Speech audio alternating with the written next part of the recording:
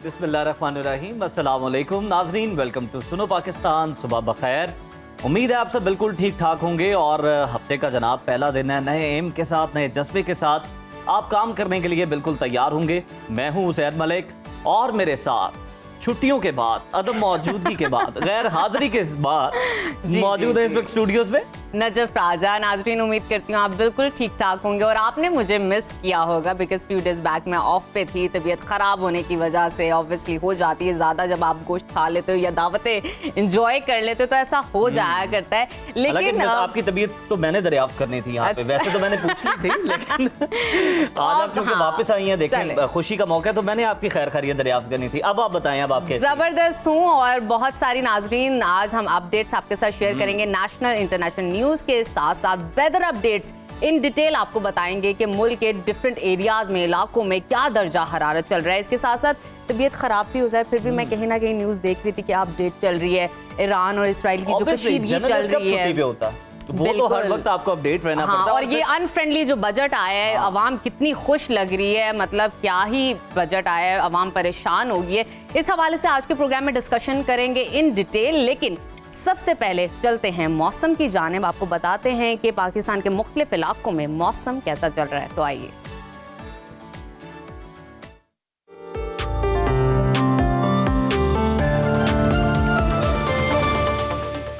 और अब कुछ बात करते हैं मौसम की।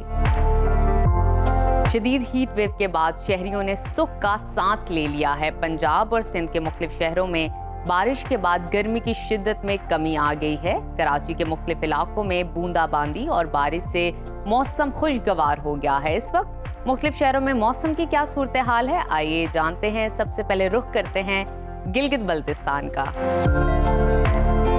जहां मतला अबर आलूद रहेगा। गिलगित में आज ज्यादा से ज्यादा दर्जा हरारत 31 और कम से कम 13 डिग्री रहने का इम्कान है। स्कर्दू की तरफ चलते हैं, वहां पर आज ज्यादा से ज्यादा पारा 29 और कम से कम 11 डिग्री रहेगा। महकमा मौसमियात ने आइंदा 24 घंटों के दौरान गिलगित बल्तिस्तान में चंद मकामात पर बारिश की पेशगोई की है। और अब नजर डालते हैं आज़ाद कश्मीर के मौसम पर, जहां बेशतर इलाके बादलों की लपेट में रहेंगे। दारुल हुकूमत मुजफ्फराबाद में आज ज्यादा से ज्यादा दर्जा हरारत 44 और कम से कम 23 डिग्री रहने का इम्कान है। श्रीनगर की तरफ चलते हैं, वहां पर आज ज्यादा से ज्यादा टेम्परेचर 30 और कम से कम 16 डिग्री रहने की तवक्को है। महकमा मौसमियात के मुताबिक आइंदा 24 घंटों के दौरान वादी के कुछ इलाकों में बारिश मुतवक्के है। और अब आगे बढ़ते हैं, आपके साथ शेयर करते हैं खैबर पख्तूनख्वा का मौसम, जहां अक्सर अजला में बादलों का बसेरा रहेगा। पेशावर का जिक्र करें तो वहां पर आज ज्यादा से ज्यादा टेम्परेचर 44 और कम से कम 28 डिग्री रहने का इम्कान है। सवात की तरफ चलते हैं, जिसको पाकिस्तान का स्विट्जरलैंड कहा जाता है। वहां पर ज्यादा से ज्यादा पारा 27 और कम से कम 10 डिग्री रहेगा। महकमा मौसमियात ने आइंदा 24 घंटों के दौरान खैबर पख्तूनख्वा के बालाई अजला में झक्कड़ चलने और बादल बरसने की पेशगोई की है। और अब रुख करते हैं सुबह पंजाब के मौसम की तरफ, जहां जुनूबी पंजाब के मुख्तलिफ इलाकों में बारिश हुई है और जिसके बाद गर्मी की शिद्दत में कमी देखने में आ रही है।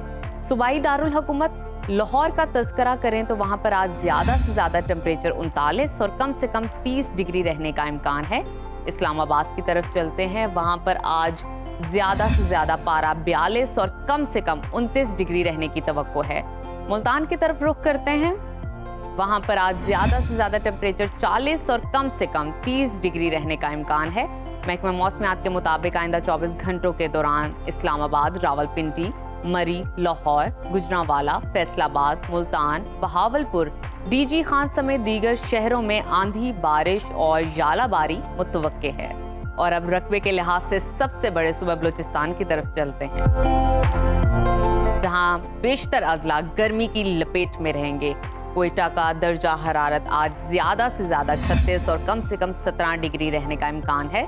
महकमा मौसमियात ने आइंदा 24 घंटों के दौरान कोयटा, डेरा बुक्टी, सिब्बी, जो, बारखान, खुजदार, लसबेला में गर्द आलूद हवाएं चलने और बादल बरसने का इम्कान जाहिर किया है। और आखिर में हमेशा की तरह जिक्र करते हैं सुबह सिंध के मौसम का, जहां बेशतर इलाकों में मौसम गर्म रहेगा। कराची में आज ज्यादा से ज्यादा दर्जा हरारत 37 और कम से कम 29 डिग्री रहने का इम्कान है। हैदराबाद की तरफ चलते हैं, वहां पर आज ज्यादा से ज्यादा पारा 39 और कम से कम 31 डिग्री रहने की तवक्को है। महकमा मौसमियात के मुताबिक आइंदा 24 घंटों के दौरान कराची, सक्कर, सांगड़, गुटकी, ठट्टा, बदीन, मिठी समेत दीगर इलाकों में झक्कड़ चलने और बादल बरसने की तवक्को है।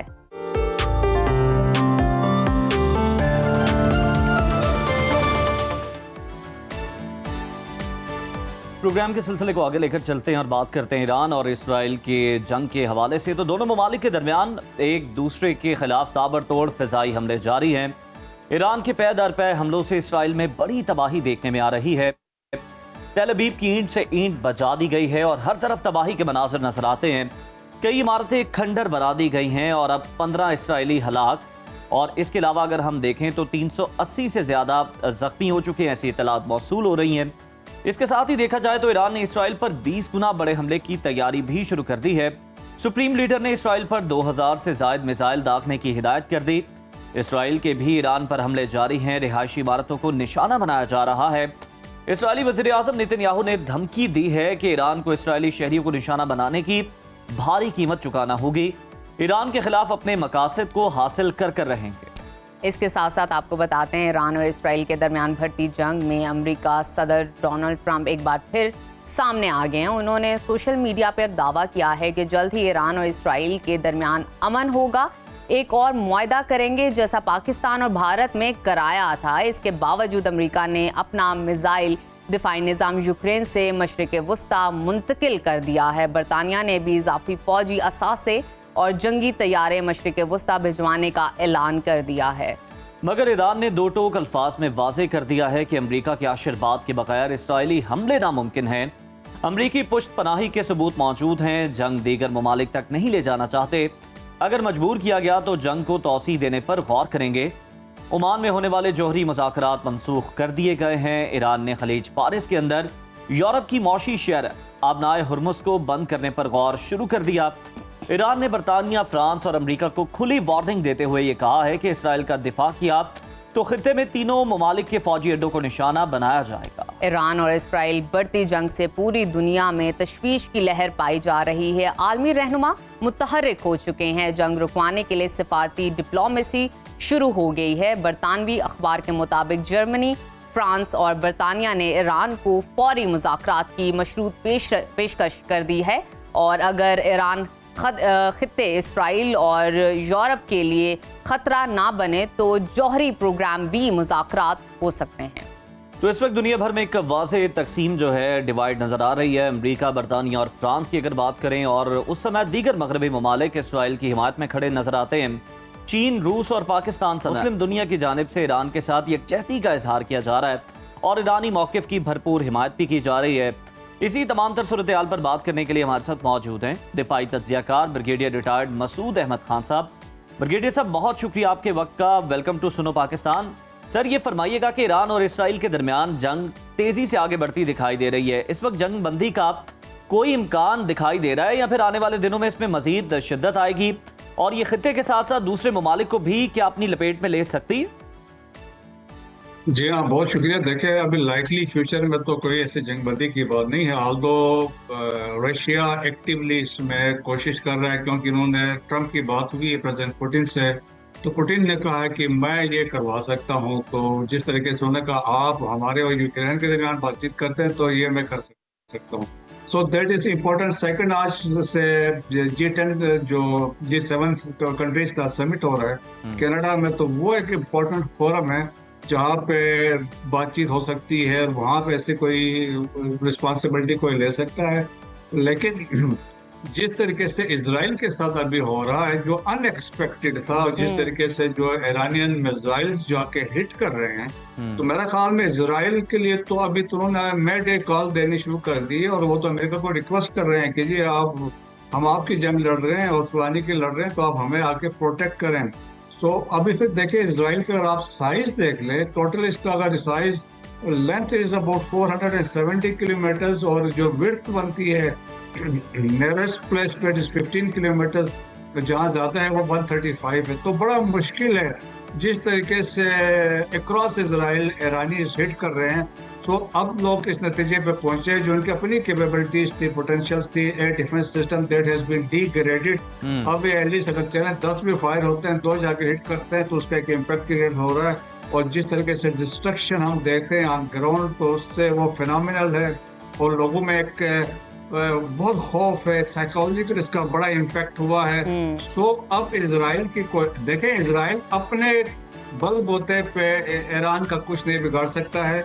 ईरान के जो न्यूक्लियर फैसिलिटीज को वो तबाह नहीं कर सकता है। उसके लिए वो चाहता है कि अमेरिका आए, क्योंकि अमेरिका के पास ये कैपेबिलिटी और कैपेसिटी है। और अमेरिका में अभी जो पब्लिक ओपिनियन है वो नहीं चाहते हैं कि अमेरिका किसी इस तरह के जंगों में जाके अपने आप को इन्वॉल्व करे। But still there is an obligation है अमेरिका की कि इजराइल के लिए जब थ्रेट होगा तो वो आके सपोर्ट करेंगे। लेकिन ऐसे जो ना कोई इसका इंडिया नहीं दिया है। लेकिन जिस तरीके से डेवलपमेंट है तो इजराइल अभी जो हम कह सकते हैं दे आर ऑन डिफेंसिव। बिल्कुल ठीक है। मसूद साहब, ये भी बताइएगा कि अमेरिका और रूस ने ईरान इसराइल जंग रुकवाने के लिए सालसी की पेशकश कर दी है। क्या आलमी ताकतें जंगबंदी में कोई अहम किरदार अदा कर सकेंगी, जैसे कि उन्होंने पहले किया था पाकिस्तान और जब भारत की कशीदगी हुई थी? जी हाँ, देखिए अभी तो ईरान बेसिकली जब इनिशियल उनको शॉक पहुंचा और उनकी जो कैजुअलिटी सीनियर डिप्लोमेट सीनियर जो लीडरशिप मारी गई थी, तो उसके बाद से अब ईरान ने शॉक को ऑब्जर्व किया, रीग्रुप किया एंड रिटेलिएट किया। सो उससे अब जो हम कह सकते हैं कि उन्होंने अपने जो मकासद थे ईरान ने एस्टेब्लिश किए हैं, अपने आप को मनवा लिया है, इसराइल को डिफेंसिव पर डाल दिया है। तो अब ईरान ने तो ये भी कहा कि अब बातचीत होती है तो हम तैयार हैं, प्रोवाइडेड कि इसराइल जो है वो इसमें उसको पुश किया जाए। जिस तरह मैंने कहा कि आज जो कनाडा में मीटिंग हो रही है वहां पे कर सकते हैं, चाइना बड़ा इंपॉर्टेंट रोल अदा कर सकता है, रशिया अदा कर सकता है। वरना देखें कि इसराइल की कोशिश यही है इसको वॉर ऑफ एट्रिशन के तौर पे इसको डिले और लॉन्ग किया जाए और ईरान को उसमें से नुकसान होता रहे। लेकिन यह है कि देखें, मैंने आपको कहा कि ये खुद तो कुछ नहीं कर सकते हैं, the only thing they can fire, और ये है। लेकिन एक टाइम ऐसा आएगा जब इनके एयर डिफेंस सिस्टम जो दिसो का आयरन डोम है, डेविड स्टिलिंग है, एरो सिस्टम है, वो उसके पास मिसाइल खत्म हो जाएंगे। क्योंकि देखें एक मिसाइल कॉस्ट $50,000, उसके लिए चाहिए सप्लाईज। तो अमेरिकन ने अपना जो एयर डिफेंस सिस्टम था वो शिफ्ट किया यूक्रेन से टू मिडिल ईस्ट, तो वो भी डिपेंड करता है कि वो कब तक करेंगे, कितनी देर तक वो अपना आप को इसमें इन्वॉल्व कर सकते हैं, तो इसके इंटरनेशनल इम्प्लीकेशंस होंगे। सो अल्टीमेटली ट्रम्प ने जिस तरह आज भी जाने से पहले उन्होंने यही कहा कि डील होनी चाहिए और मैं चाहूंगा कि ये बैठ के आपस में वो डील करें, तो हो सकता है। लेकिन एज सच एक्टिवली देखे हमने अभी तक कोई अमेरिकन ऑफिशियल को नहीं देखा। स्टीव विटकॉफ जिसकी रिस्पॉन्सिबिलिटी है मिडिल ईस्ट, अभी तक वो कहीं पर गए नहीं है, कोई बयान नहीं आया। The only thing is Pakistan, Saudi Arab, Turkiye और ये चंद ममालिक है, चाइना है तो रशिया है कि जिन्होंने ईरान के साथ डिप्लोमेटिकली मॉरली उनको सपोर्ट किया। बिल्कुल आप ठीक कह रहे हैं कि अमेरिकी सदर डोनाल्ड ट्रंप जिस तरह वो खुद को भी डील मेकर कह के बड़ा फख्र महसूस करते हैं, तो अब देखना है कि क्या वो डील करवा पाते हैं। सर, अमरीकी दावे के मुताबिक अगर देखा जाए तो अगर इसराइल खुद कार्रवाई कर रहा है तो फिर अमेरिका ने अपना मिसाइल डिफेंस सिस्टम, जिस तरह से आप भी अभी बात कर रहे थे कि यूक्रेन से मशरिक वस्ता क्यों मुंतकिल किया है, और जिस तरह शुरू में आप एक सवाल का जवाब दे रहे थे कि देखना यह कि अमेरिका इसमें किस हद तक मुदाखलत करता है। सवाल यहाँ ये पैदा होता है, क्या अमेरिका मुदाखलत करेगा, या अगर ईरान को इस तरह की गलती करता है जिस तरह किसी अमेरिका वार्निंग दे रहा है कि अगर हमारे किसी भी हवाई अड्डे को किसी दूसरे मुल्क के अंदर हमारी तंसीबात को निशाना बनाया गया तो फिर हम जो है वो इस जंग में बाकायदा तौर पर शामिल हो जाएंगे और ईरान को नुकसान पहुंचाएंगे, और ऐसा नुकसान जो कि इससे पहले दुनिया ने नहीं देखा। तो आपको लगता है कि अमेरिका इस तरह से आ सकता है इस जंग के अंदर?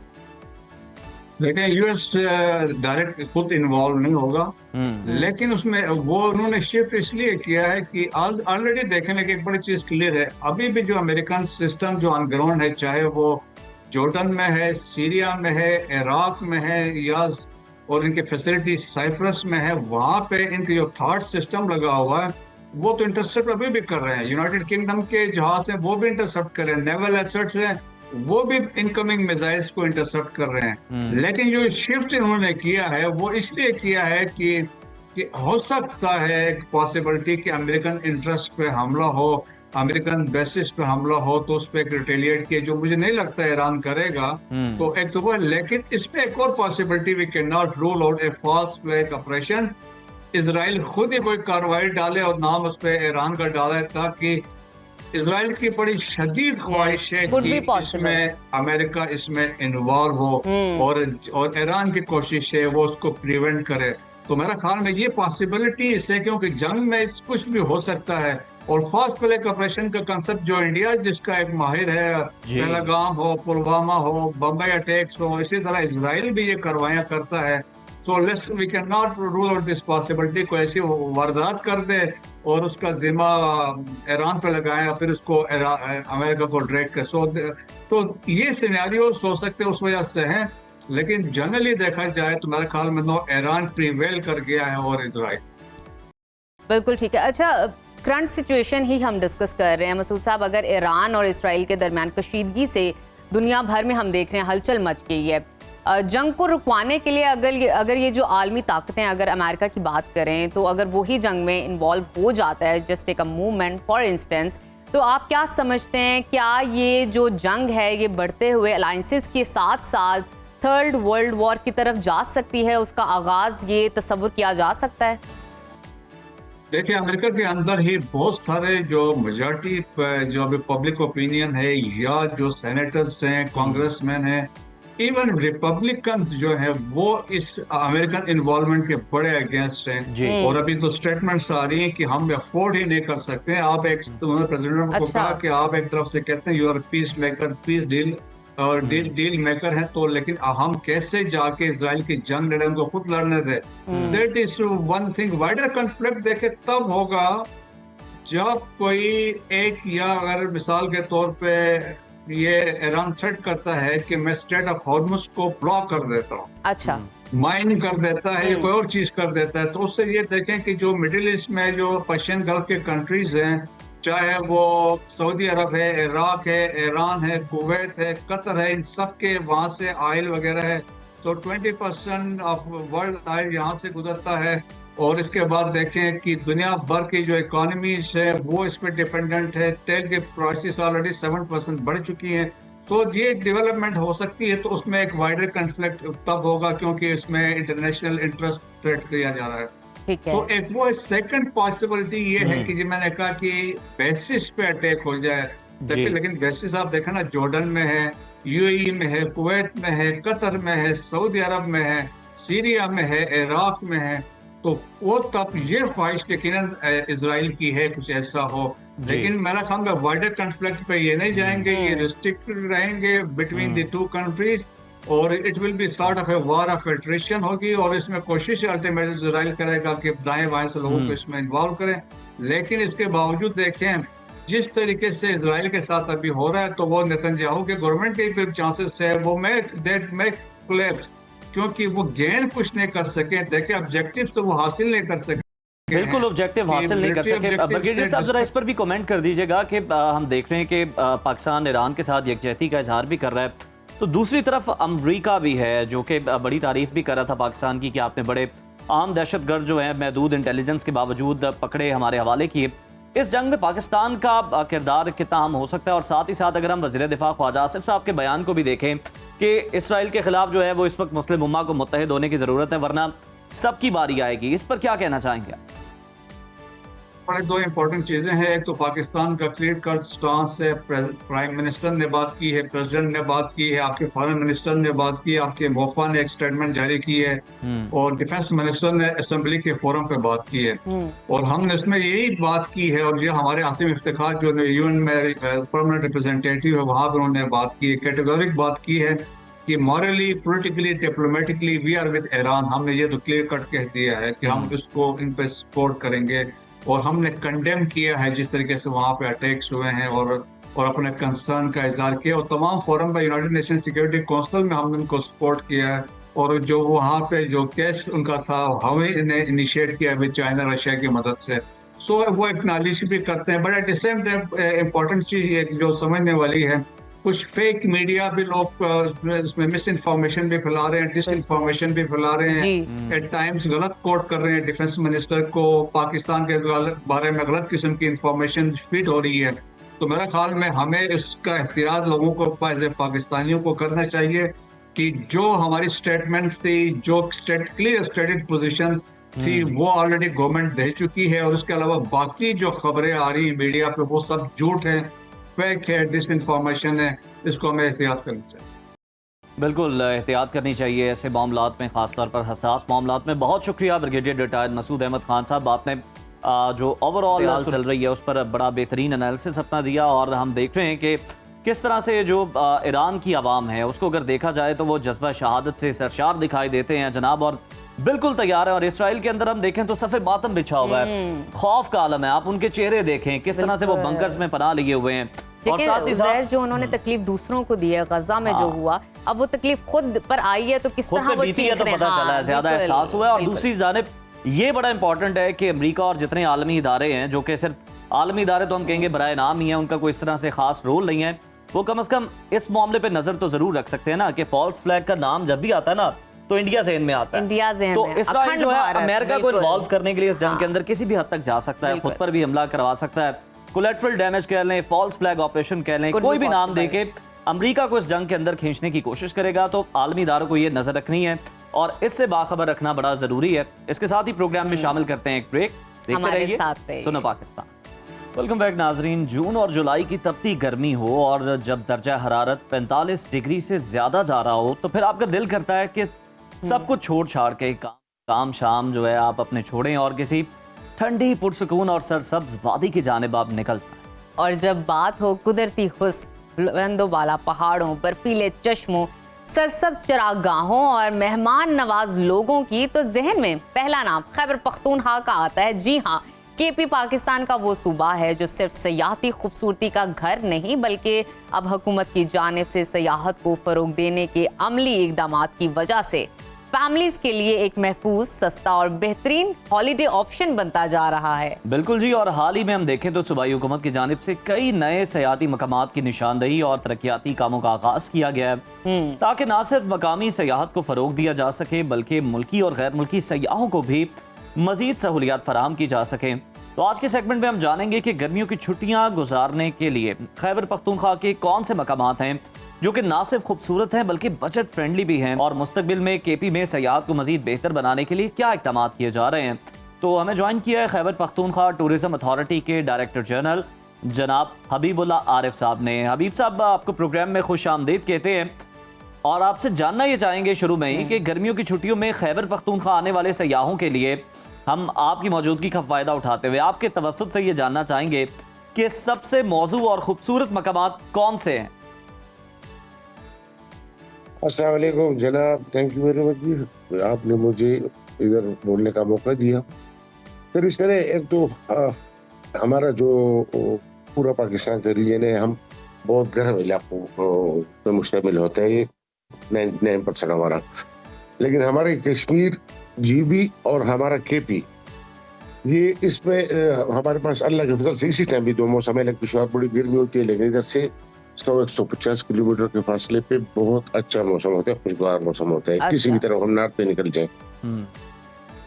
हमारे यहाँ सर 2 डिवीजन है, एक हजारा डिवीजन और एक मलाकन डिवीजन, जो इसमें कैपेबिलिटी उसकी इतनी ज्यादा है कि मतलब वो बिजली की पैदावार के लिहाज से और रेवेन्यू जो बाय टूरिज्म, जो टूरिज्म हमें पैसे देती है, जो बिजनेस देती है, उसके हिसाब से पूरे पाकिस्तान का खर्चा उठा सकती है। कैपेबिलिटी और ताकत हमारी इतनी है। जबरदस्त। किस्मती से कुछ इस तरह जगह है जो मतलब अनटेप्ड है, उधर रसाई का मसला होता है या इस तरह कोई और इश्यूज होते हैं, लेकिन फिर भी लोग आ जाते हैं। रोड्स की कंडीशन का थोड़ा सा हमारा इशू होता है। अच्छा। इसके बावजूद लेट मी जी शेयर विद यू के इस ईद के सीजन में, अभी ये तकरीबन 10-12 दिन हो गए ईद को, तो इसमें कोई 13-14 लाख ये रिकॉर्डेड टूरिस्ट हमारे सूबे में आए हैं और पर्टिकुलरली 2 डिविजन्स में। सर हमारे यहाँ अभी जो रूटीन में हम कलाम का करते हैं, नारायण का करते हैं कि या इस मरी के पीछे जो हमारा नत्यागिरी का इलाका है, ये काफी अरसे से कुछ 50-60 सालों से मशहूर जगह है, लेकिन हमारे यहाँ ये एक्चुअली ये हमारे यहाँ जो जो कैपेसिटी है उसका 2% भी नहीं है। हमारे पास हजारों जगह हैं जहाँ पे आप गाड़ी में या 4x4 में या पैदल पहुंच सकते हैं, लेकिन उसको थोड़ा सा एक्सप्लोर करना है हमने। इस सिलसिले में डेफिनेटली मैं हबीब आपसे साहब शेयर उसमें करता चलूं कि हमारे डेवलपमेंट की भी उन इलाकों में जरूरत होगी। मैं आपसे जानना चाहूंगी, बहुत सारे लोग होते हैं जिनका बहुत महदूद बजट होता है, लेकिन वो चाहते हैं कि फैमिलीज के साथ जाके वो ट्रिप कर सकें, तो ऐसे कौन से पॉइंट्स हैं केपी में जो आप समझते हैं कि सस्ते और सहूलत से भरपूर है, जहाँ पे जिनके बहुत कम जो है खर्चा है, उसमें जाके वो अपनी फैमिली के साथ एंजॉय कर सकते हैं? कौन से वो इलाके हैं वहाँ पर? अच्छा, अनलाइक अदर डेस्टिनेशंस, ये हमारे जो केपी में डेस्टिनेशंस है कलाम और हमारे नारायण की साइड पे, अच्छा। उसमें नारायण को छोड़ के जो उसके बाकी अच्छी अच्छी जगह है, एक तो हमारे यहाँ वो एक्सप्लॉयटेशन नहीं होती, ये कल्चरली लोग करते हैं, मेहमान नवाज है लोग, और कल्चरली यहाँ पे एक्सप्लॉयटेशन होती नहीं है, रेट्स फिक्स ही रहते हैं। वो ईद के 2-3 दिनों को छोड़ के जब बहुत ज्यादा डिमांड होती है वहाँ पे, ये हमारे यहाँ सबसे सस्ती जगह है यहाँ पे हम अपने मेहमानों का खिदमत भी कर सकें, उनको वेलकम भी कर सकें। बिल्कुल, बड़े मेहमान नवाज हो गए हैं। हबीब साहब थोड़ा ये भी बता दें कि हमने देखा कि पिछले साल भी जो महांडरी का पुल था वो बड़ा जो है वो खबरों की जीनत बना रहा। इस बार भी जो लोग हैं सोशल मीडिया पर भी बड़ी पोस्ट कर रहे हैं कि जनाब जब पता था कि लोगों ने आना है, ईद की छुट्टियों के बाद लोग बड़ी तादाद में रुख करेंगे, तो पहले से क्यों नहीं इस पुल की जो तामीर है ये मुकम्मल कर ली गई, काम मुकम्मल कर लिया गया? अब क्यों जो है यहाँ पे लोग इतना तंग हो रहे हैं, इतनी मीलों लंबी लाइनें लगी हुई हैं यहाँ? सर, इसमें मेरे लिए कहना मुश्किल होगा, क्योंकि ये रोड जो NHA की नेशनल हाईवे अथॉरिटीज की मलकियत है। यहाँ पे हमारे सूबे का इसमें कोई काम नहीं होता, लेकिन हम उसके बदले में ये करते हैं कि उससे पहले जो जगह लोगों को सपोर्ट भी करते हैं। हमारी टूरिज्म पुलिस है जो एक सपोर्टिव ऑर्गेनाइजेशन है, इंतहाई ज्यादा नेकनाम हो चुकी है, अल्लाह के फजल से बहुत अच्छा काम कर रही है। हम उनको डिप्लॉय करते हैं और राउंड द क्लॉक मौजूद होते हैं और लोगों को मुतबादिल रास्ते भी दिखाते हैं और मुतबादिल जगह भी दिखाते हैं। अगर किसी को वाकई हेल्प की जरूरत हो तो हम हेल्प भी करते हैं। फिर हम मुख्तलिफ जगहों पे हमारे प्रोविंशियल गवर्नमेंट ने टूरिस्ट फैसिलिटेशन सेंटर्स बना दिए, ये नॉन प्रॉफिट है, इसमें हम पैसे नहीं लेते। उधर मतलब आराम की जगह होती है, आप नमाज भी पढ़ सकते हैं, मतलब मेल फीमेल वॉशरूम होते हैं अलग। अगर बंदा 2-4 घंटे उधर सस्ताना चाहे या अपना आगे से प्लान करना चाहे तो हम ठीक ठाक तरीके से सपोर्ट करते हैं उसको। बिल्कुल ठीक है हबीब साहब, बहुत शुक्रिया आपकी मौजूदगी का। अभी हमारे साथ मौजूद थे टूरिज्म अथॉरिटी के डायरेक्टर जनरल, जो कि आगाह कर रहे थे टूरिज्म के हवाले से, केपी में किस तरह का टूरिज्म पाया जाता है, सहूलियात के हवाले से, आसानी के हवाले से, और वो कौन से पॉइंट्स हैं जो सस्ते हैं जहां पे आवाम जाके एंजॉय कर तो बड़े सकते हैं मशहूर पॉइंट्स हैं ना जो कि फिंगर टिप्स पे हैं, जिस तरह से नाम लिया नारायण का खान, लेकिन वो महंगे हैं, वो बाजार हैं। आप थोड़ा सा हट के निकले, वहाँ पे आपको रेट्स भी एक तो मुनासिब मिलेंगे और आपको वहाँ पे जो नज़ारे हैं वो ज्यादा खूबसूरत देखने को। और उज़ैर, ये बहुत जरूरी है टूरिज्म पाकिस्तान के लिए, ताकि पाकिस्तान का एक पॉजिटिव इमेज पूरी दुनिया को दिखाया जा सके कि ये भी है पाकिस्तान, हमारा प्यारा पाकिस्तान। और इसी सिलसिले की एक कड़ी थी। एग्जैक्टली। तो देखते रहिए सुनो पाकिस्तान। अभी लेते हैं एक छोटी सी break, stay with us. Break के बाद आपको दोबारा खुश आमदीद कहते हैं और खबर शामिल कर लेते हैं पंजाब से, जहां पर 4 लाख से ज़ायद प्रॉपर्टी टैक्स नादहिंदगान के खिलाफ जायदाद कुर्की की समेत सख्त इकदाम का फैसला कर लिया गया है। लाहौर के 30,000 और पंजाब के 1 लाख बड़े डिफॉल्टर्स की फहरिस्तें तैयार कर ली गई हैं, जिन्हें 16 जून से हतमी नोटिस भिजवाए जाएंगे। जराए का कहना है कि इन अफराद की जानिब से मुतअद्दिद बार नोटिस के बावजूद भी टैक्स अदा नहीं किया गया, जिसके बाद DG एक्साइज ने सख्त अहकामात जारी कर दिए हैं। 1 जुलाई तक महकमे के तमाम एहलकारों की छुट्टियां मनसूख कर दी गई हैं ताकि रवा माली साल के अख्ताम तक हदफ मुकम्मल किया जा सके। इन इकदाम के कानूनी पहलू क्या हैं, इन पर गुफ्तगू कर लेते हैं। हमारे साथ स्टूडियोज में मौजूद हैं हमें आशिक अली राना साहब ने, जो कि माहिर कानून हैं और टैक्स लॉयर भी हैं। राना साहब, वेलकम टू सुनो पाकिस्तान। आपसे जानना चाहेंगे कि पंजाब में 4 लाख से ज़ायद जो है प्रॉपर्टी टैक्स नादहिंदगान के खिलाफ जो कार्रवाई करने का फैसला किया गया है, इब्तदाई तौर पर क्या किया जाएगा? जायदाद कुर्क की जाएगी और आप इस फैसले को किस तनासुर में देखते हैं? लीगली कितना प्रोटेक्टेड ये फैसला? देखिए जी, सबसे पहले जो टैक्स तो इमाम को देना चाहिए, चाहे वो प्रॉपर्टी टैक्स हो, इनकम टैक्स हो, सेल्स टैक्स हो। तो ये मैं समझता हूँ कि पंजाब गवर्नमेंट का बड़ा खुश आइंद एक इक़दाम है। इससे उन्होंने ये एक चेंजिंग जो लेकर आए हैं वो ये है, इन्होंने DC रेट्स पे कर दिए टैक्सेस को, यानी कि जिसकी प्रॉपर्टी जी अगर DC रेट्स के मुताबिक 50 लाख से ज़्यादा है, 5 मिलियन से अबव है, तो उसने उसका टैक्स देना है।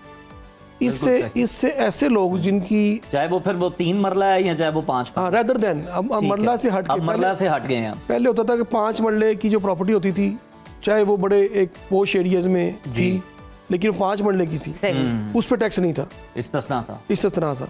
अब उन्होंने डीसी रेट्स स्लैब्स रेट दे दी है, ओके। जो उस स्लैब्स में आएगा अबव देन 5 मिलियन उसने टैक्स देना है। इससे कई लोग ऐसे हैं जो बैकवर्ड एरियाज में रहते हैं, जिनकी प्रॉपर्टी की वैल्यू इतनी नहीं है, बेशक वो 5 मरला चाहे वो 10 मरला है, वो इस रेट से निकल जाएंगे, इस उन्हें स्लैब से रिलीफ निकल मिल जाएगा। उनको रिलीफ मिल जाएगा। ठीक है।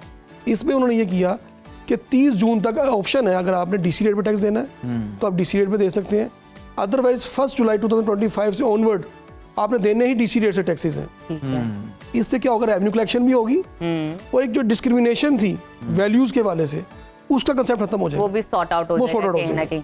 अच्छा राणा साहब, ये भी बताइए, लाहौर के 30,000 और पंजाब भर के 1 लाख डिफॉल्टर्स जो हैं, वो निशानदेही उनकी की गई है, इनके खिलाफ ये जो निशानदेही की गई है, इनके खिलाफ कुछ अलग किस्म से कानूनी कार्रवाई होगी या ये क्या है प्रोसेस क्या होगा? हाँ। जी जी, देखिए जी, ये है कि जो ऐसे हैबिचुअल लोग हैं जो प्रॉपर्टी टैक्स जमा नहीं करा रहे, अच्छा उनको ऑलरेडी नोटिस गए हुए हैं, ठीक है। फाइनल नोटिस गया हुआ है, तो उनको अल्टीमेटली उन्होंने उसको प्रॉपर्टीज को सील करना है, सील की तरफ जाएंगे। जब उनकी प्रॉपर्टी सील हो जाएगी, जब वो उसमें प्रॉपर्टी को यूज ही नहीं कर सकें, चाहे वो कमर्शियल है उनकी दुकान बंद हो जाएगी, और अगर वो रेजिडेंशियल है उनका घर आना जाना घर और बंद सील हो हो जाएगा। जाएगा, अच्छा। तो वो मजबूरन अपने जो है वो जाके पैसे जमा करवाएगा और अपनी प्रॉपर्टी को डीसील करेगा।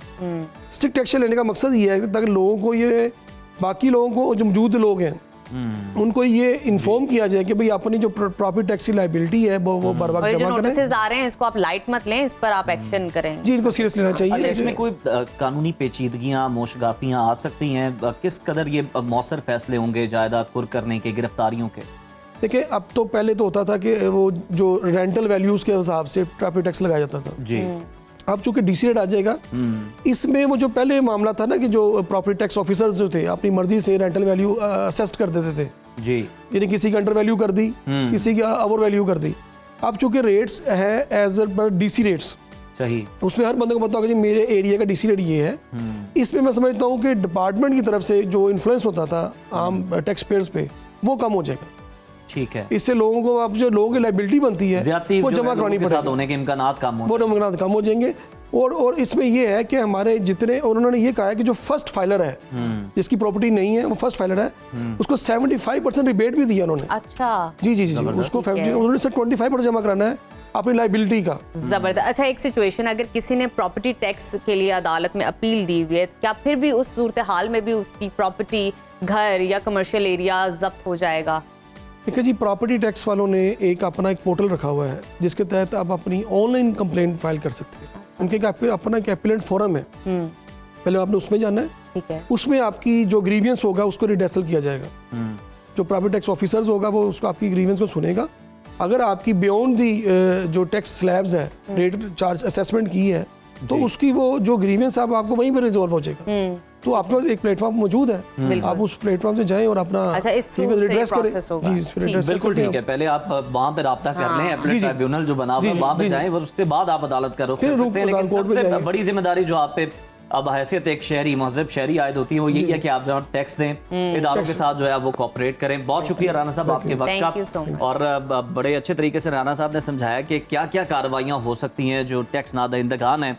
तो अभी भी टाइम है, अभी भी मौका है वो अपना टैक्स जमा करवा के, और इस तरह की जो भी कार्रवाई हैं, जो कि जिस तरह से आप देख रहे हैं ना कि घर के बाहर आके जनाब घर के सील बाहर। लगा देंगे, घर को और बंद कर कितनी देंगे। आपके लिए ये वो नमोशी की बात होगी डेफिनेटली, तो आप नहीं ऐसा होना चाहेंगे। तो नोटिस को सीरियस लीजिए, हुकूमत के साथ ताउन कीजिए, कोऑपरेट कीजिए, ये आप ही के हक में बेहतर है, आप ही के लिए गवर्नमेंट कर रही है, तो इसका ख्याल रखिए और इस पर आप भी इम्प्लीमेंटेशन में गवर्नमेंट का साथ दीजिए। अभी लेते हैं एक छोटी सी ब्रेक, आपने कहीं नहीं जाना, देखते रहिए सुनो बात। व्यूअर्स, ईरान और इसराइल के दरमियान जंग जारी है। आज चौथा दिन है और दोनों तरफ से हमलों में शिद्दत देखी जा रही है। दोनों ममालिक ने आइंदा भी हमले जारी रखने का ऐलान कर दिया है। मशरिक़ वस्ता से लगी आग वसी जंग में तब्दील होने का खदशा पैदा हो गया है। ईरान ने इसराइली हमलों में अमरीका को बराबर का शरीक करार दे दिया। ईरानी वज़ीर ख़ारजा अब्बास इराक़ची का कहना है अमरीका को खुमियाजा भुगतना होगा। इसराइली हमले अमरीकी मदद के बगैर मुमकिन नहीं थे। उन्होंने दो टोक अल्फाज में वाज़ेह किया है कि जौहरी तवानाई के हुसूल में रुकावट बनने वाला कोई भी मुआहदा कबूल नहीं करेंगे। यूरेनियम की 60% से ज्यादा अफजूदगी जारी रखी जाएगी। इसी तमाम तर सूरत-ए-हाल पर बात कर लेते हैं। हमें ज्वाइन किया है ईरानी सहाफ़ी सैयद हसामुद्दीन मुहाजिरी साहब ने। बहुत शुक्रिया हसाम साहब, welcome to Suno Pakistan. Iran और इसराइल की जानिब से एक दूसरे पर हम देख रहे हैं कि ताबड़तोड़ हमले किए जा रहे हैं। इस वक्त ऑन ग्राउंड सिचुएशन है कि अब कितना नुकसान हो चुका है, खासतौर पर इसराइल का अगर हम देखें, क्योंकि इसराइली मीडिया बड़ा कंट्रोल है और इसके अलावा अगर हम देखा जाए तो जो ओवरऑल भी बड़े मीडिया आउटलेट्स हैं उन पर बड़ा असर रसूख है इसराइल का। बिस्मिल्लाहिर्रहमानिर्रहीम, आपकी खिदमत में सलाम अर्ज है और आपके व्यूअर्स की खिदमत में भी सलाम अर्ज है।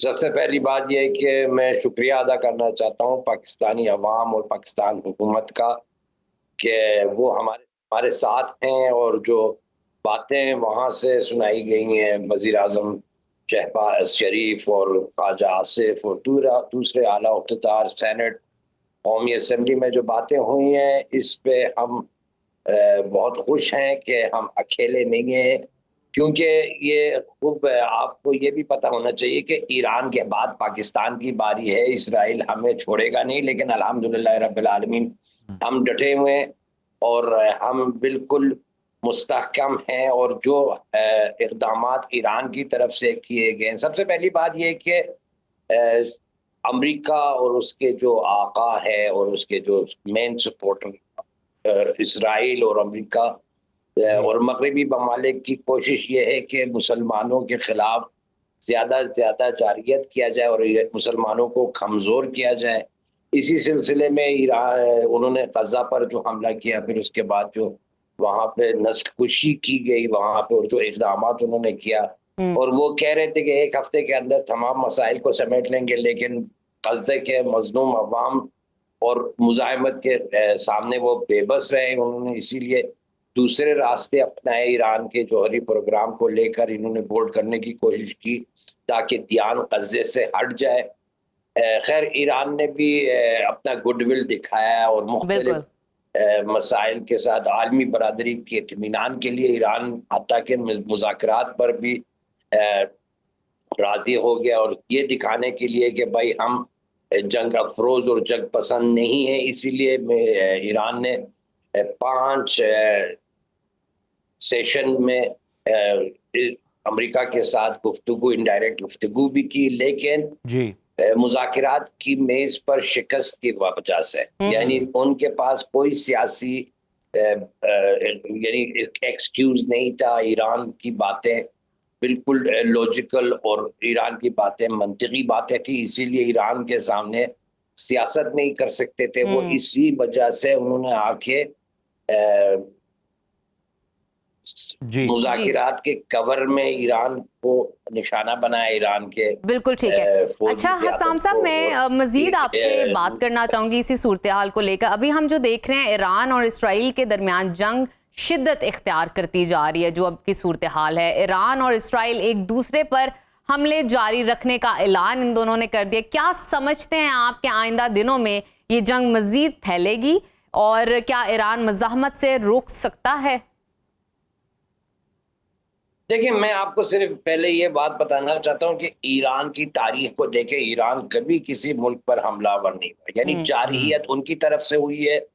अब जो भी हमारी तरफ से हो रहा है वो इंतकामी यानी रिटेलिएशन है, और जो कि अक़वाम मुत्तहिदा के मंशूर के मुताबिक हमारा हक बनता है कि जब हमारे मुल्क को उन्होंने निशाना बनाया तो हम अपनी तरफ से अपना दिफा करें। यानी हमने ये जंग शुरू नहीं किया, उन्होंने शुरू किया, लेकिन ख़त्म हम करेंगे। और ये कि ये इनको यानी मैं आपको ये बताऊं कि यहाँ पे जो ईरान में ईरानी अवाम और मुख्तलिफ तबक़ात ज़िंदगी के जो उनका जो डिमांड है ये है कि शदीद तरीन उनको हमला किया जाए, ताकि उनको वो एक बार फिर ये हिम्मत ना करें कि ईरान में आकर।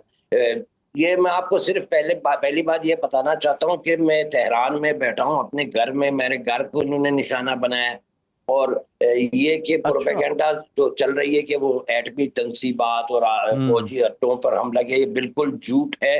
शायद फौजी अड्डों को भी हम लोगों का निशाना बनाया गया है, लेकिन ज्यादा से ज्यादा जो चीजें यहाँ पे दिख रही हैं वो ये कि रेजिडेंशियल बिल्कुल गजा वाली जो है वही आप- पॉलिसी है, सिविल आबादी को निशाना बनाया जा रहा है, ज्यादा से ज्यादा रिहायशी इमारतों को निशाना बनाया जा रहा है और कहा यह जा रहा है कि हम सिर्फ फौजी तंसीबात को निशाना बना रहे हैं। हसाम साहब, इसराइल हम देखते हैं कि जो चाहता है और जिसको चाहता है टारगेट कर रहा होता है। ईरान की आला अस्करी और जौहरी क़यादत को शहीद कर दिया गया। सेहूनी यलगार को रोकने के लिए ईरान की दिफाई हिकमत अमली क्या है? और ख़ासतौर पर हम देख रहे थे कि ईरानी सुप्रीम लीडर के हवाले से भी जो है वो खबरें आ रही थी और अमेरिका का ये कहना है कि जी हमने इजाज़त नहीं दी इस तरह की किसी कार्रवाई की इसराइल को। तो क्या दिफाई हिकमत अमली तैयार की गई है और साथ ही साथ ये जो जितनी अहम क़यादत है इनकी सिक्योरिटी को कैसे इंश्योर किया जा रहा है इस सूरत हाल के अंदर? देखिए, सबसे पहली बात ये कि यहाँ ठीक है फौजी क़यादत है, लेकिन पूरे 80 मिलियन ईरानी हैं। यानी आपको पता है कि हमारे ये इंकलाब के बाद की तारीख को देखे इन्होंने हमारे सदर शहीद रजाई को शहीद किया, हमारे वजीर आजम को शहीद किया, वज़राए मुख्तलिफ वज़रा को इन्होंने निशाना बनाया। कई बार उन्होंने फौजी क़यादत के जो टॉप लेवल के जो कमांडर्स हैं उनको शहीद किया गया। फिर ईरान पर 8 साल जंग मुसल्लत की गई, बहुत सारे हमारे कमांडर शहीद हुए। जो सबसे आप सबको पता है शहीद कासिम सुलेमानी, जनरल कासिम सुलेमानी को इन्होंने शहीद किया। लेकिन जो मिशन है वो जारी है और दिन ब दिन पुरजोर होता जा रहा है। आप इन 47 सालों को देखें, एक लम्हे के लिए ईरान की अफसुदगी, ईरान की पेशरफ मुख्तलिफ मैदानों में, फौजी मैदान, इल्मी मैदान, हर लिहाज से मिसाइली टेक्नोलॉजी, जोहरी टेक्नोलॉजी, इसमें कभी ईरान की पसपाई आप नहीं देखते। आज अल्हम्दुलिल्लाह हम 60% अफसुदगी कर रहे हैं। तमाम कैजुअलिटीज के बावजूद अभी हमारे जो इक़दाम हैं वो जारी है। मैं आपको ये बताऊं कि मुतालबा ईरान में ये है कि जल्द अज जल्द कोई ऐसा इक़दाम किया जाए कि उनका मुंहतोड़ जवाब दिया जाए। मेरे ख्याल में ईरानी अवाम में से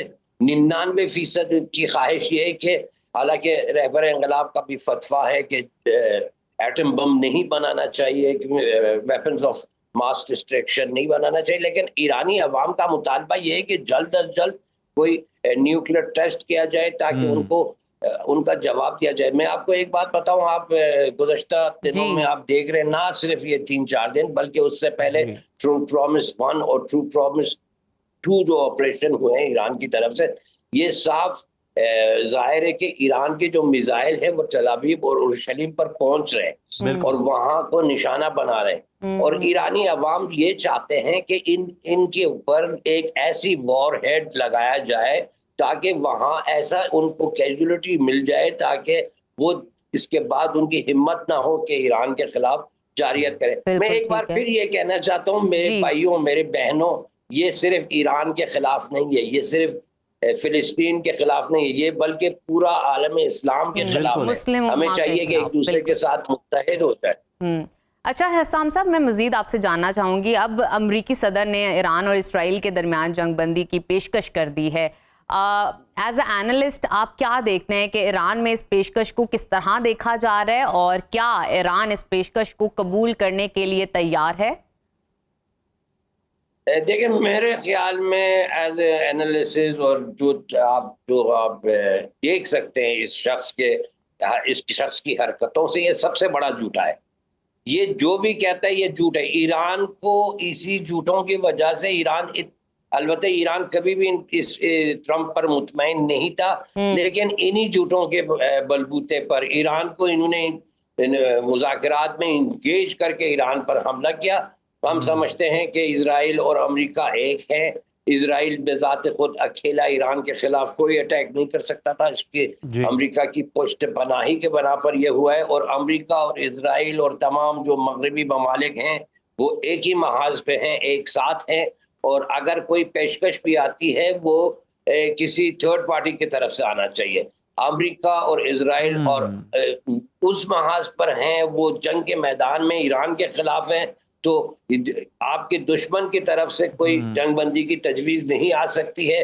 कोई तीसरी पार्टी अगर हो, OIC हो या मुस्लिम जो ममालिक हो, मिसाल के तौर पर यकीनन अगर जंगबंदी की इनकी तरफ से कोई पेशकश आती है तो इसराइल और अमेरिका तो एक ही सिक्के के दो रुख हैं। ये अपनी कंडीशंस पर जो है वो जंगबंदी की तरफ जाएंगे। कोई थर्ड पार्टी होनी चाहिए। बिल्कुल दुरुस्त फरमा रहे हैं हसाम साहब। सर, ईरान ने खलीज फारस में हम देख रहे हैं कि यूरोप की मौशी शहर की अगर हम बात करें तो आपने हुर्मुज को बंद करने पर गौर शुरू कर दिया है। इस हवाले से ईरान का कोई बड़ा और सख्त फैसला चंद घंटों के अंदर आ सकता है?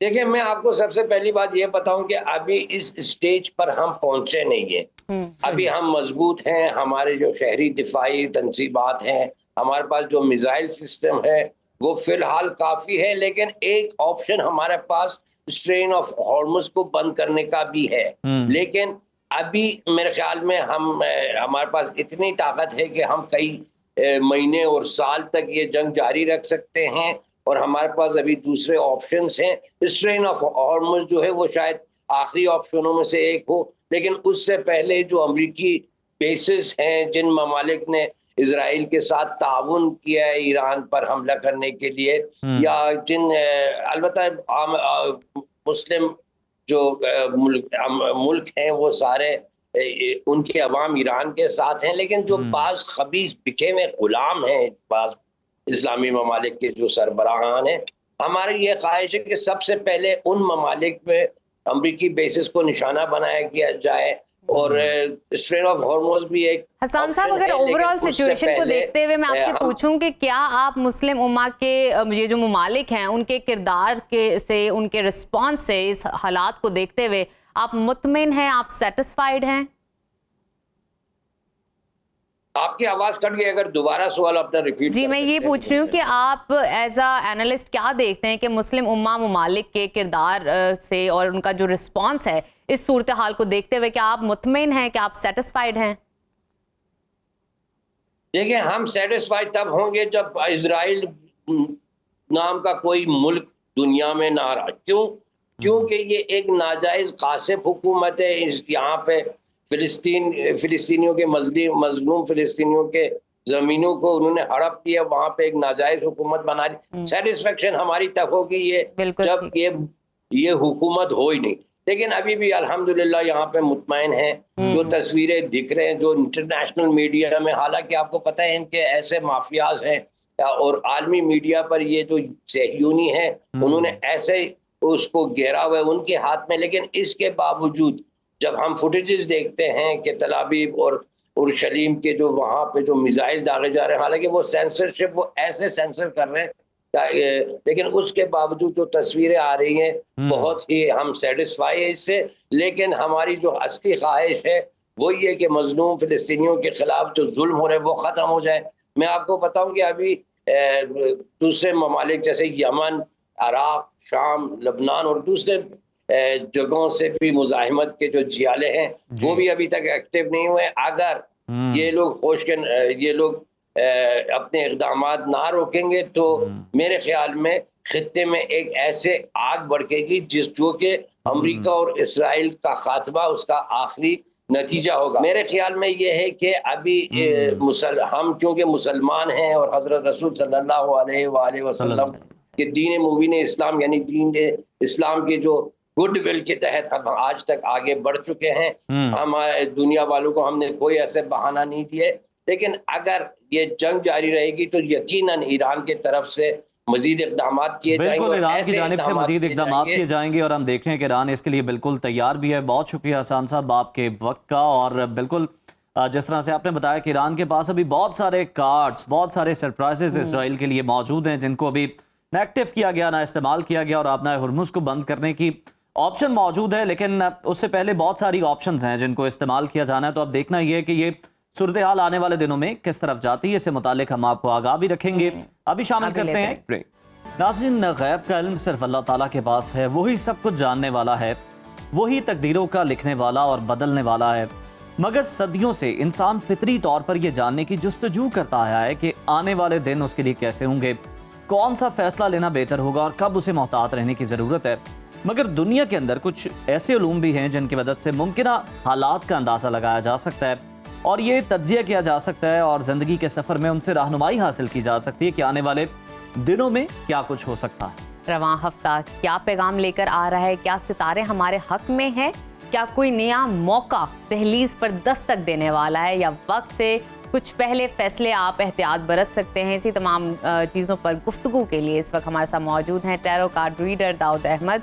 Welcome to Suno Pakistan. कैसे हैं आप दाऊद? आपका शुक्रिया। जबरदस्त। आपने मुख्तसर वक्त में बहुत से स्टार्स की हर तरह की एनर्जी के ऊपर बात करने का मौका जी। दिया। जितने हैं उतने ही, मतलब एरी से हम एरी स्टार्ट से आगाज 12 करते स्टारों की हैं। बात करेंगे ना। तो देखते हैं जी एरीज वालों की इस वीक की story of the week 3 card से देखते हैं एरीज वालों की इस वीक की क्या सूरत हाल रहेगी। देखें, सोच विचार ऑप्शंस के ऊपर काम होगा। ओवर थिंकिंग और सोचे मामलात को ख़राब कर सकती हैं। आपको कोई बड़ा काम एंड ऑफ द वीक में मिल सकता है।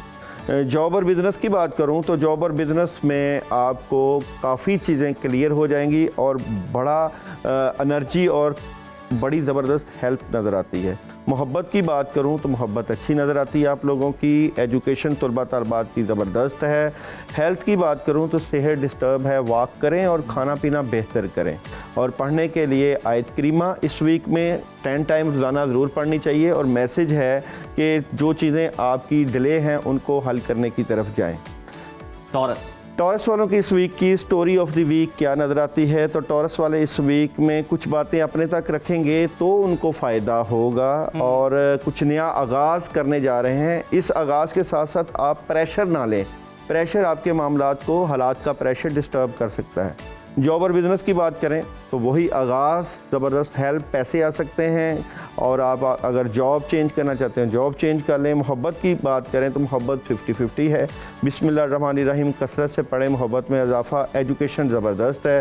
हेल्थ की बात करें तो हेल्थ में भी अच्छी एनर्जी है और पढ़ने के लिए आयतुल कुर्सी 10 टाइम रोज़ाना और कुछ दिनों में आपको नताइज मिलना शुरू हो जाएंगे।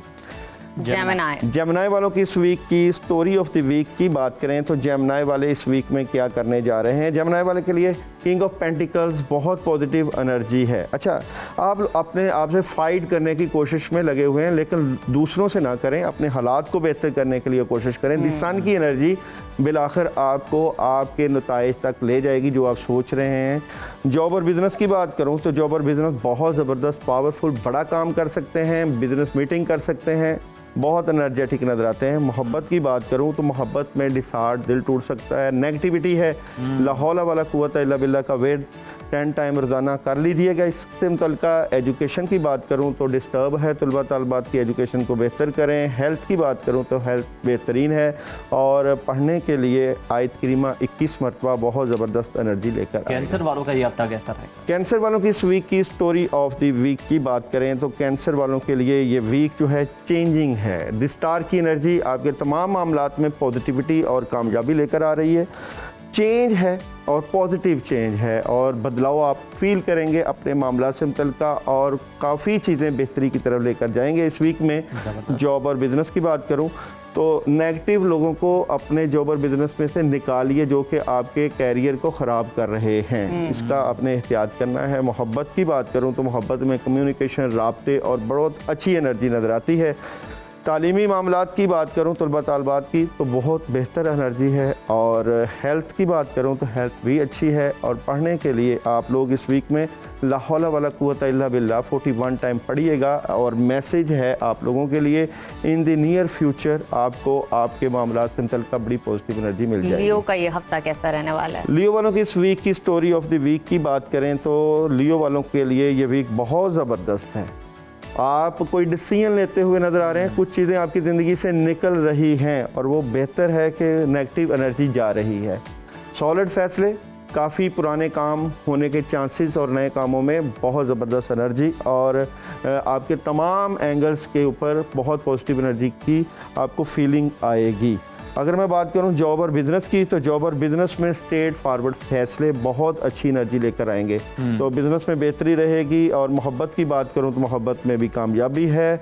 और जनाब अगर बात करूं एजुकेशन तो तलबा तालबात अगर फ़ॉरेन कंट्रीज़ अपनी तालीम के लिए जाना चाहते हैं तो ज़रूर जाएँ। और हेल्थ, पानी के ऊपर आप लोग सूरह फातिहा 21 मरतबा पढ़ के ज़रूर पीजिएगा। लिक्विड का ज़्यादा इस्तेमाल कीजिएगा और पढ़ने के लिए आप लोग औज़ु बिल्लाहि मिनश शैतानिर-रजीम कसरत से पढ़ें इस वीक में। और विर्गो वालों का इस हफ्ते का, विर्गो वालों की इस वीक की स्टोरी ऑफ द वीक की बात करूं तो विर्गो वाला कुछ जज्बा एंटिसिपेशन नज़र आता है, लेकिन अभी ये वीक आप लोगों के लिए नेगेटिव हो सकता है। बैलेंस करने की कोशिश करेंगे लेकिन उस तरह के नताइज नहीं आएंगे जो आप चाहते हैं, इसलिए सी एंड वेट के ऊपर चलिएगा। जॉब और बिज़नेस की बात करूं तो डिले है मामला, डिस्टर्बेंस है, और अगर जनाब आप लोगों की मैरिज और लव की बात करूं तो प्रॉब्लम है, एजुकेशन में भी प्रॉब्लम नज़र आती है, हेल्थ भी डिस्टर्ब है।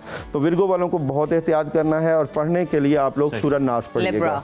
लिब्रा वालों की इस वीक की स्टोरी ऑफ द वीक की बात करूं तो लिब्रा वाले इस वीक में बहुत ज़बरदस्त एनर्जी के मालिक नज़र आते हैं। आप जो करना चाहें करिएगा। जुमा के दिन वाइट कलर का सदका और खुशियाँ, खैर बरकत के फ़ैसले और सॉलिड मदद आपकी फैमिली से मुतल्लिका। जॉब और बिज़नेस में बहस नहीं कीजिएगा। मोहब्बत की बात करें तो जज्बाती नज़र ना आए तो अच्छा है। और एजुकेशन में बहुत ज़बरदस्त एनर्जी है। हेल्थ आपकी ज़बरदस्त है।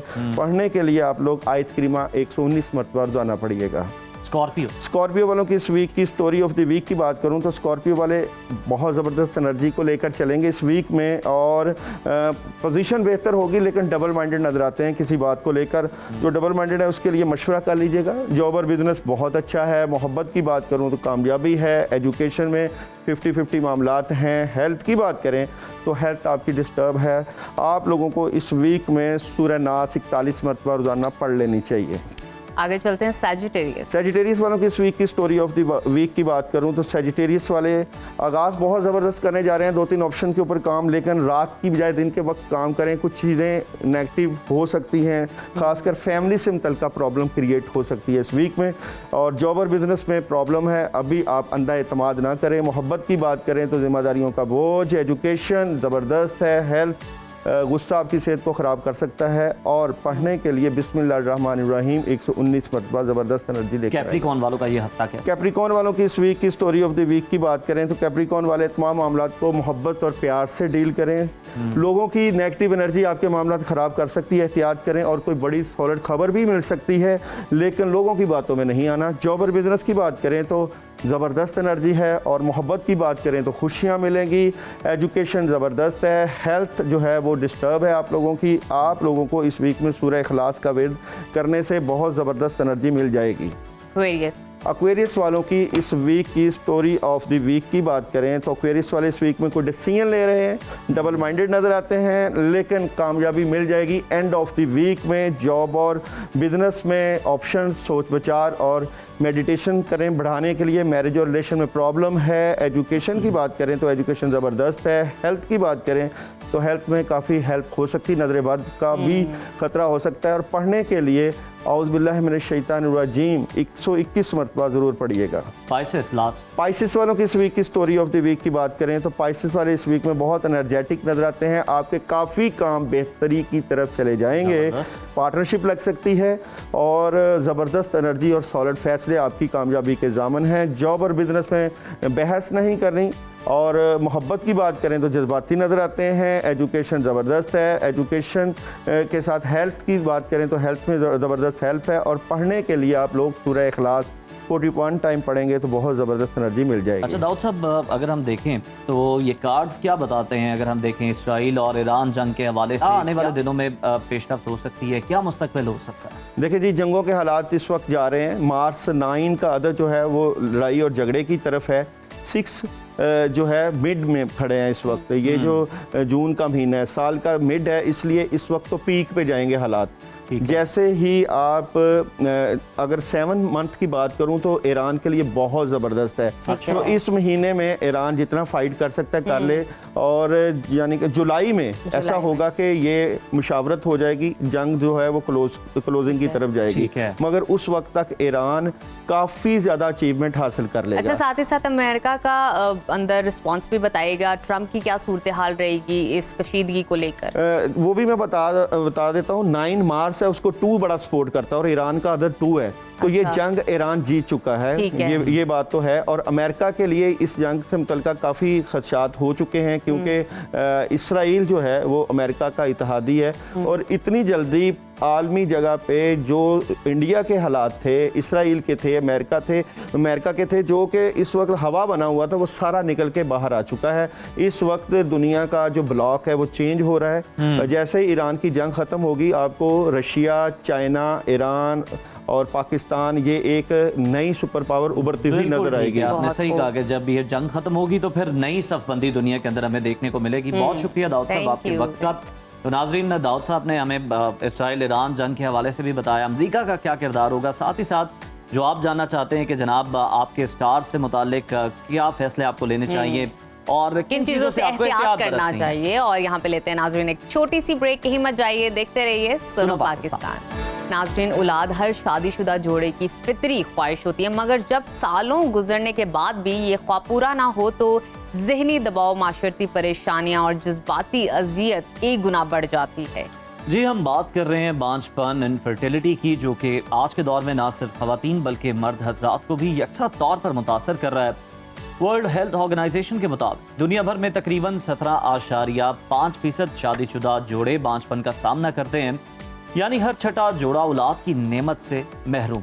और इसके बावजूद बदकिस्मती से हमारे माशरे में बांझपन को सिर्फ औरत का मसला समझा जाता है, जबकि माहिरीन कहते हैं कि बांझपन की 40% वजूहात मर्दों से भी जुड़ी होती है कहीं ना कहीं।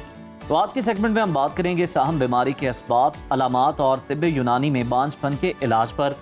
हमारे साथ मौजूद है मारूफ हकीम और माहिर तिब हकीम अताउर रहमान साहब। हकीम साहब, आपको खुशामदीद कहते हैं।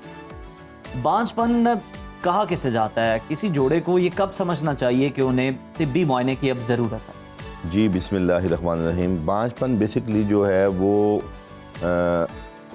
एक नया शादीशुदा जोड़ा जिसके यहाँ 1 साल तक औलाद ना हो रही हो, तो 1 साल के बाद कंपलसरी हो जाता है कि वो अपने दोनों मियाँ बीवी टेस्ट करवाएंगे और वहाँ उनको जो है ना टेस्ट के अंदर अगर कोई ऐसा इशू आता है जिसमें मेल्स या फीमेल्स में किसी में भी कोई इशू आएगा तो वो इनफर्टिलिटी मेल या इनफर्टिलिटी फीमेल का वो काउंट होगा। बिल्कुल सही।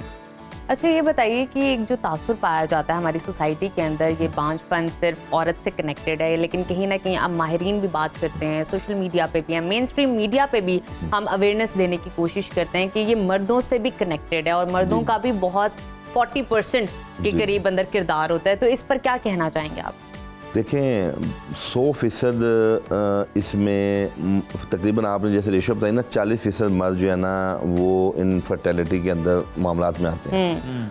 और ये हकीकत बात है। देखिए, अल्लाह पाक ने जो इंफ्रास्ट्रक्चर मेल्स ऑर्गन का या जो मेल्स रिप्रोडक्टिव ऑर्गन्स का बनाया ना, उसके अंदर कुछ ऐसी चीज़ें टेक्निकली और मेडिकली दी हैं जो एक तबीब समझ सकता है कि अल्लाह पाक ने अगर इसकी तख्लीक की है तो उसके पीछे कौन से एलिमेंट्स हो सकते हैं। मिसाल के तौर पे देखें, हमारे जितने भी गदूद हैं, ग्लैंड्स हैं, वो बॉडी के अंदर है, लेकिन टेस्टिकल एक ऐसा गदूद है जो मेल्स की बॉडी से बाहर अल्लाह ने रखा है, बिकॉज के हमारी बॉडी का जो टेम्परेचर है उससे 1 दर्जा टेम्परेचर उसको डाउन अल्लाह ने रखना था।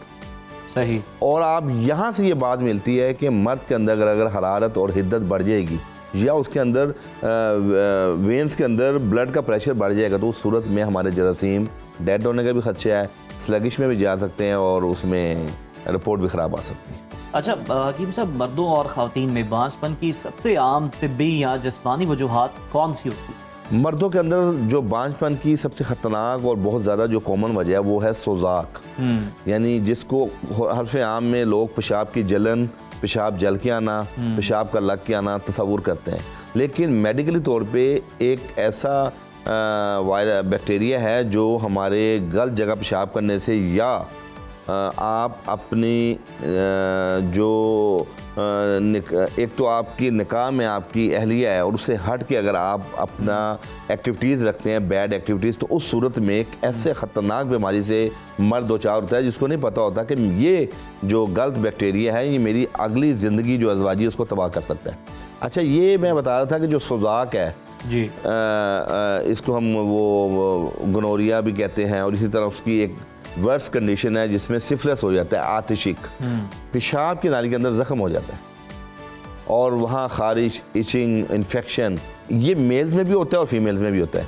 तो ये एक वाहिद एक बहुत बड़ी वजह है। और अच्छा, इस बीमारी तो हो जाती है लेकिन चूँकि मरीज़ को पता नहीं होता तो वो खुराक भी ऐसी खा रहा होता है, मुरगन चीज़ें, गर्म चीज़ें, जिससे वो एग्रीवेट हो जाती है और वहाँ पे केस सारा डिस्टर्ब हो जाता है। तो ये एक तबीब नब्ज़ के ज़रिए या पेशेंट की फ़िज़िकल अपीयरेंस के ज़रिए या उसकी गुफ्तगू जो वो अलामतें बताएगा तो उससे एक जज कर सकता है कि इस पेशेंट के अंदर अगर औलाद नहीं हो रही तो उसकी मेन वजह ये है। अच्छा। और दूसरी अहम वजह मम्स।